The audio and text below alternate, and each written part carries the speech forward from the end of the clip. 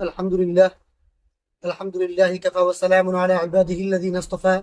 أما بعد، أعوذ بالله من الشيطان الرجيم. بسم الله الرحمن الرحيم. ونجيناه ولوطا إلى الأرض التي باركنا فيها للعالمين. صدق الله العظيم. সম্মানীয় উপস্থিতি, আজকে আপনাদের সম্মুখে আবার উপস্থিত বাইতুল মুকদ্দাস চতুর্থ পর্ব নিয়ে। আমাদের প্রথমে জানা দরকার যে আল্লাহর ঘর কাবাতুল্লাহ তৈরির প্রায় 40 বছর পর বাইতুল মুকদ্দাস তৈরি করা হয়েছে।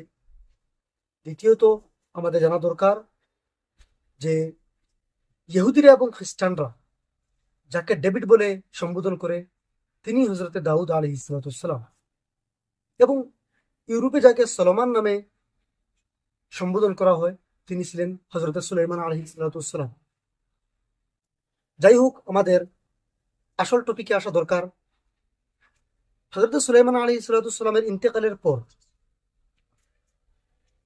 ইহুদিরা দুইটি ভাগে পৃথক হয়ে যায় এবং তারা অনেক আয়াসী এবং আয়াসী করা শুরু করে দেয়।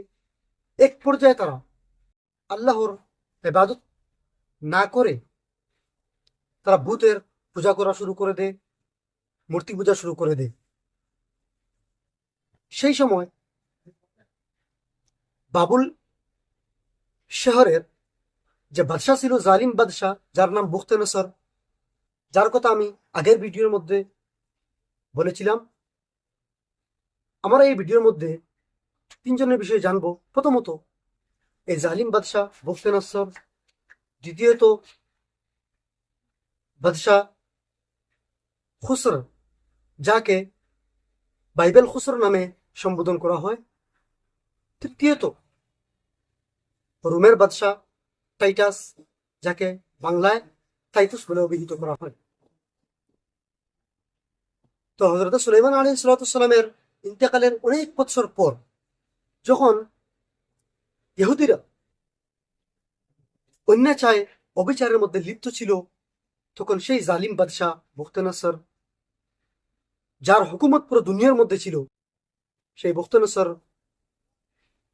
বাইতুল মুকদ্দাসের এরিয়ায় হামলা করে এবং হেইকেল সুলাইমানি যে ছিল সেটা পুরোভাবে ধ্বংস করে দেয়। এখানে একটি কথা, যে তাবুতে সাকিনার কথা এসেছিল।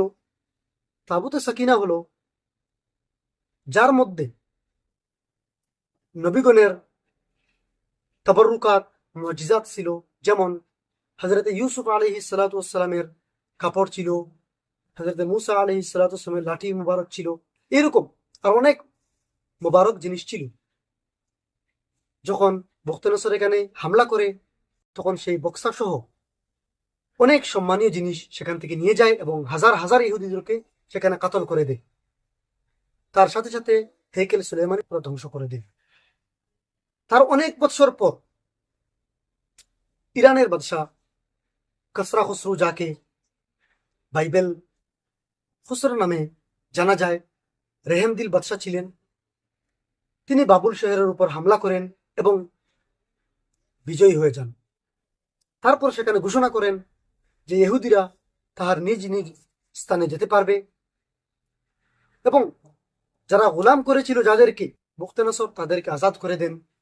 এবং সেই সুবাদে ইহুদিরা তাহার সাহায্যে হেইকেল সুলাইমানি আবার পুনরায় তামির করে নেন। সেই সাথে অনেক বছর সেখানে চলে যায়।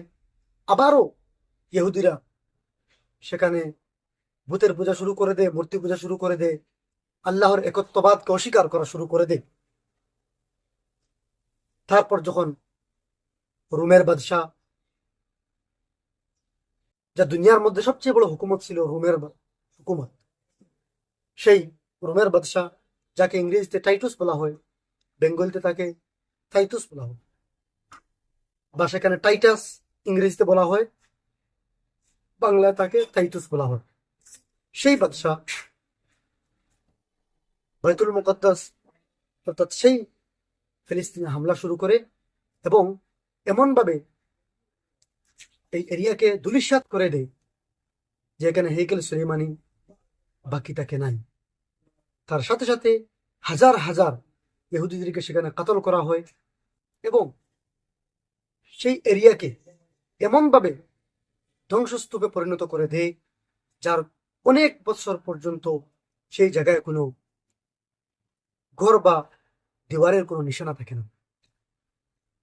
যাই হোক, আমরা পরবর্তী ভিডিওর মধ্যে হযরত ঈসা আলাইহিস সালামের জন্মলগ্ন থেকে শুরু করে আবারও ফিলিস্তিন ইতিহাস আমরা শুনবো। আশা করি আপনারা ধৈর্য সহকারে শুনবেন। ধন্যবাদ। ওমা আলাইনা ইল্লাল বালাগ।